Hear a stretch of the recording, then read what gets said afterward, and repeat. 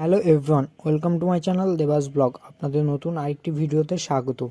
আজকে আমি আপনাদেরকে দেখাবো 51টি সতীপীঠের মধ্যে আরেকটি সতীপীঠ মা মঙ্গলা চণ্ডীর মন্দির, যেটি অবস্থিত পূর্ব বর্ধমানের কোকরাম, এবং তার পাশাপাশি দেখাবো পল্লী কবি কুমুদ রঞ্জনের বাড়ি।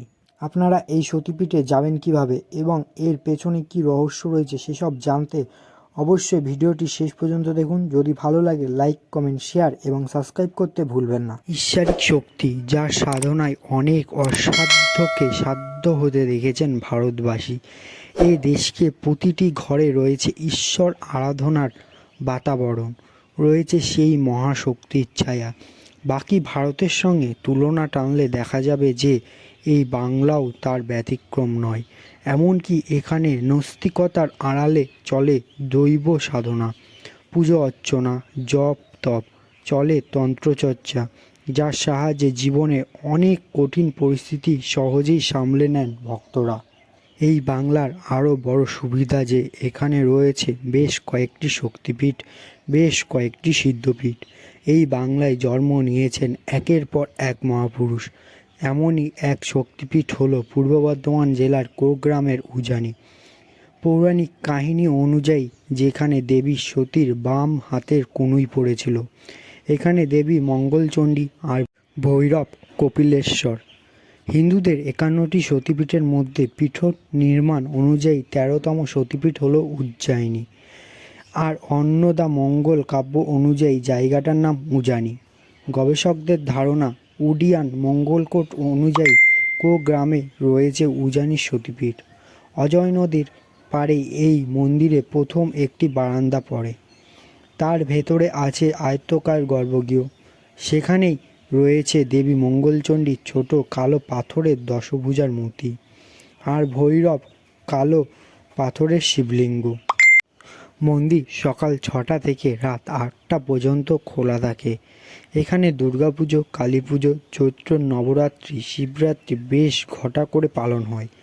জায়গাটা শুককরা স্টেশন থেকে 16 কিলোমিটার দূরে। দেবী এখানে সিংহবাহিনী।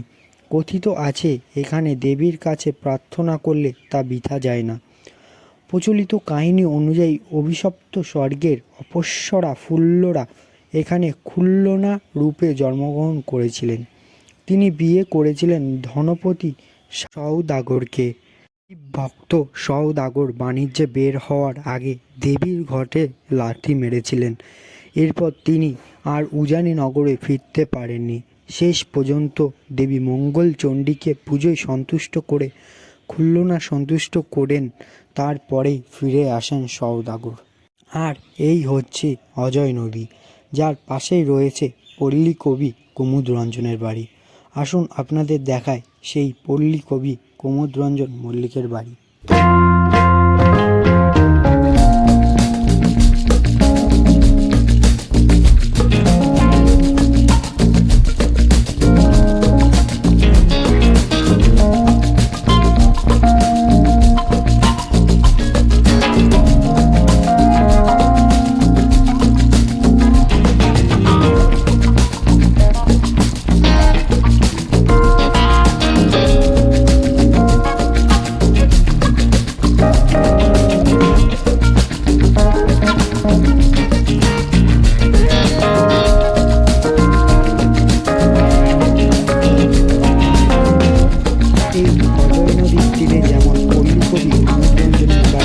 সেরকমই শ্রী শ্রী বৈষ্ণব কবি লোচন দাসের সমাধিস্থল। আসুন আপনাদেরকে দেখাই এই শ্রী শ্রী বৈষ্ণব কবি লোচন দাসের সমাধিস্থল।